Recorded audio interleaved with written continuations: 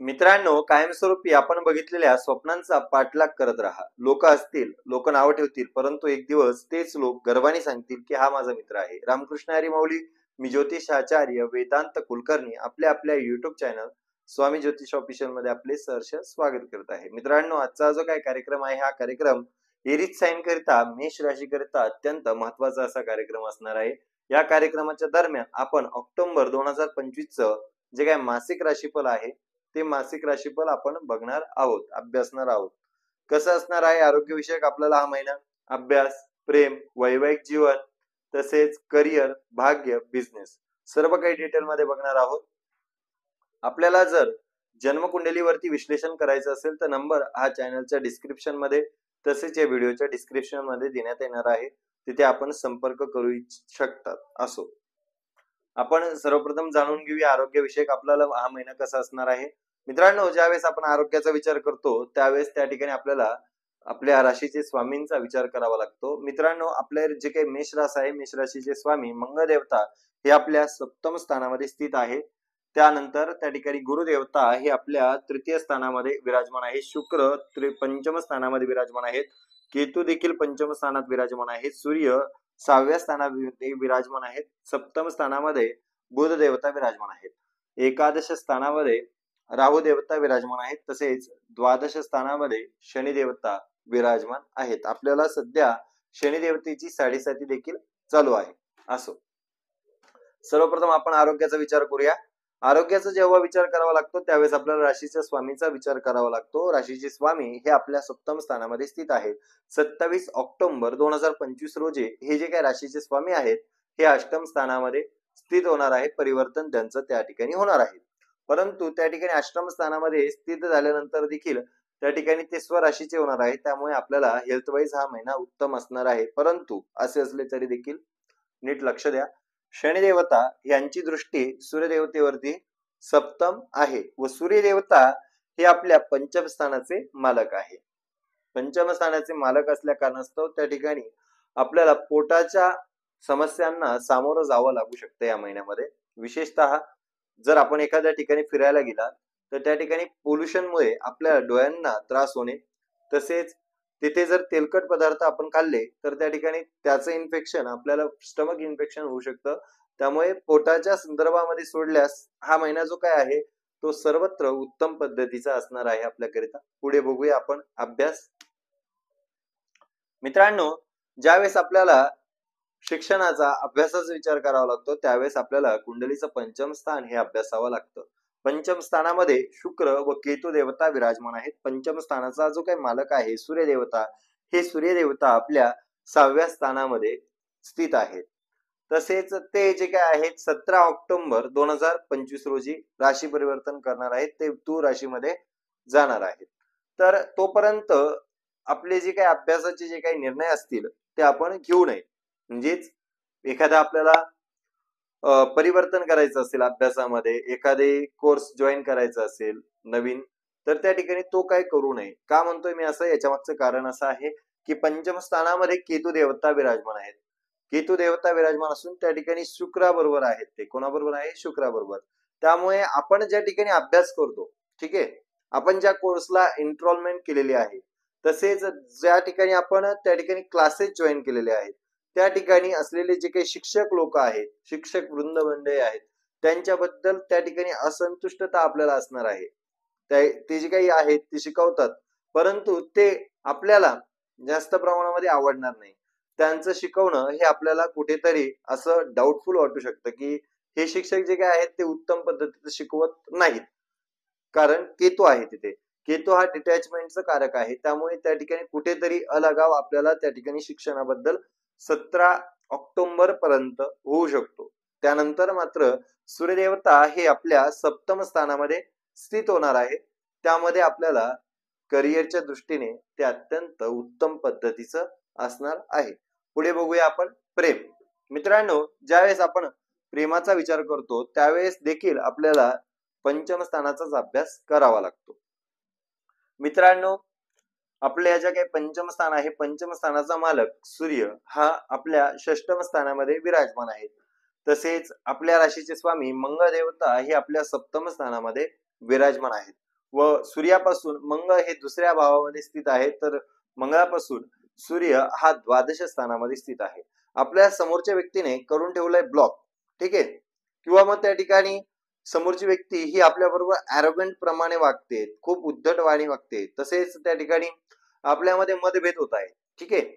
तर हे जे काही मतभेद आहे हे 17 ऑक्टोबर पर्यंत असणार आहे.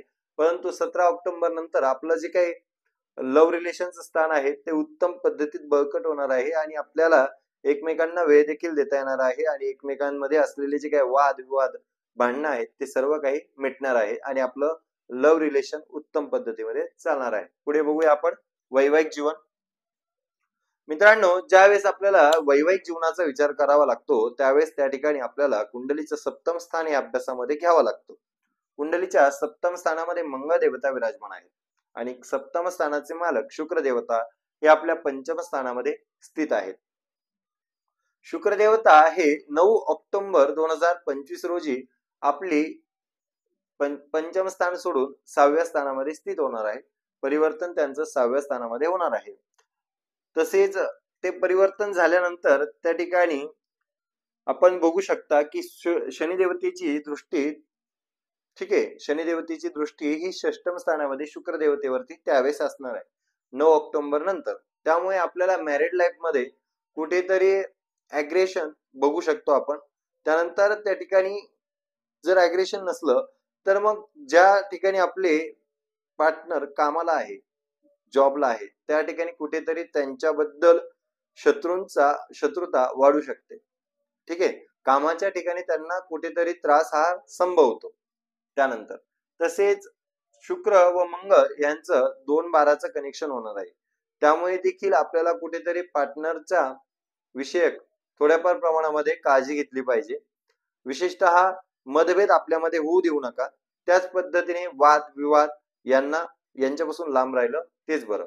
बाकी जर षष्टम स्थान हे आपलं कसलं आहे, ऋण रोग शत्रू, ठीक आहे. त्यामुळे आपल्याला जर पार्टनरच्या थ्रू एखादं जर कर्ज काढायचं असेल व्यवसाया संदर्भामध्ये, पार्टनरशिप संदर्भामध्ये, तर आपल्याला ते त्या ठिकाणी फ्रुटफुल असणार आहे 9 ऑक्टोबर नंतर. बाकी वैवाहिक जीवन उत्तम आहे. पुढे बघूया भाग्य. मित्रांनो, ज्यावेळेस आपल्याला भाग्याचा विचार करायचा असतो त्यावेळेस त्या ठिकाणी आपल्याला कुंडलीचं जे काही 9वं स्थान आहे त्याचा अभ्यास करावा लागतो. कुंडलीचं 9वं स्थान हे आपल्या 9 नंबरची राशी आहे, म्हणजेच गुरुची राशी आहे, धनुराशी. गुरुदेवता हे आपल्या तृतीय स्थानामध्ये स्थित आहे. त्यांच्या दृष्टीने त्या ठिकाणी उत्तम पद्धतीचं फलित आपल्याला येणार आहे. गुरुदेवता हे 19 ऑक्टोबर 2025 रोजी 19 ऑक्टोबर 2025 रोजी आपल्या चतुर्थ स्थानामध्ये गोचर करणार आहे. तत्पूर्वी ते त्या ठिकाणी तृतीय स्थानात आहे. तृतीय स्थानावरून त्यांची सप्तम दृष्टी ही आपल्या भाग्यस्थानावरती येतच आहे. तत्पूर्वी पण उत्तमच आहे. त्यानंतर ज्यावेळेस त्या ठिकाणी गुरुदेवता ही आपल्या चतुर्थ स्थानामध्ये गोचर करणार आहेत त्यावेळेस त्या ठिकाणी गुरुदेवतेंची सप्तम दृष्टी इथे असणार आहे. पंचम दृष्टी या ठिकाणी अष्टम स्थानावरती असणार आहे. तसेच 9वम दृष्टी ही आपल्या 12व्या स्थानामध्ये असणार आहे. त्यामुळे आपण असं म्हणू शकूया करिअर, बिझनेस व भाग्य हे आपलं त्यावेळेस अतिउत्तम प्रमाणामध्ये होणार आहे. कधी 19 ऑक्टोबर 2025. कारण गुरुदेवता हे चांगल्या राशीचे होणार आहे, उच्चचे होणार आहे, ठीक आहे. त्यानंतर त्या ठिकाणी त्यांची जी काही सप्तम दृष्टी आहे आपल्या कार्यस्थानावरती असणार आहे. त्यामुळे आपल्याला एखादा जर बिझनेस करायचा असेल किंवा त्या ठिकाणी जॉबमध्ये इन्क्रिमेंट मिळत नसेल तर ती देखील त्या ठिकाणी मिळणार आहे आपल्याला. कारण त्या ठिकाणी गुरुदेवतांचा सप्तम अस्पेक्ट हा आपल्या दशम कार्यस्थानावरती आहे. तसेच त्या ठिकाणी ज्यांना परदेशात जाण्याची इच्छा आहे, ठीक आहे, ज्यांना परदेशात जाण्याची इच्छा आहे त्यांच्याकरिता देखील हा फ्रुटफुल असा महिना असणार आहे. किंवा मग त्या ठिकाणी जे लोक परदेशात आहे त्यांच्याकरिता देखील त्या ठिकाणी उत्तमच असणार आहे. कारण गुरुदेवतांची जी काही स्वतःच्या स्थानावरती दृष्टी असणार आहे. शिवाय शनिदेवता हे वक्री आहेत. त्यामुळे उत्तम पद्धतीचं फलित हे आपल्याला मिळणारच आहे त्या दृष्टीने. पुढे बिझनेसचा जर विचार केला तर बिझनेसचे कारक ग्रह बुध हे आपल्या केंद्र स्थानामध्ये गोचर करत आहे, सप्तम स्थानामध्ये. तेव्हा बिझनेसच्या दृष्टीने आपण चांगल्या पद्धतीचे विचार करून मोठमोठे निर्णय आपण या ठिकाणी या महिन्यामध्ये घेऊ शकतात. कारण बुधाची दृष्टी जी काय आहे ती आपल्या प्रथम स्थानावरती आहे, त्यामुळे उत्तम पद्धतीचा महिना हा आपल्याला असणार आहे करिअर, भाग्य व बिझनेसच्या दृष्टीने. पुढे बघूया आपल्याला हा महिना अतिउत्तम जाण्याकरिता काय करायला हवं. तर मग उपाय म्हणून त्या ठिकाणी प्रत्येक शनिवारी उडीद जे काय आहे ते शिवशंकराच्या पिंडीवरती, तसेच त्या ठिकाणी काळे उडीद शिवशंकराच्या पिंडीवरती, तसेच त्या ठिकाणी शनीश्वरांवरती व्हावे. तसेच शनीश्वरांवरती तेलाने अभिषेक करावा. ठीक आहे. त्यानंतर तिळाच्या तेलाने केला तर उत्तम. ठीक आहे.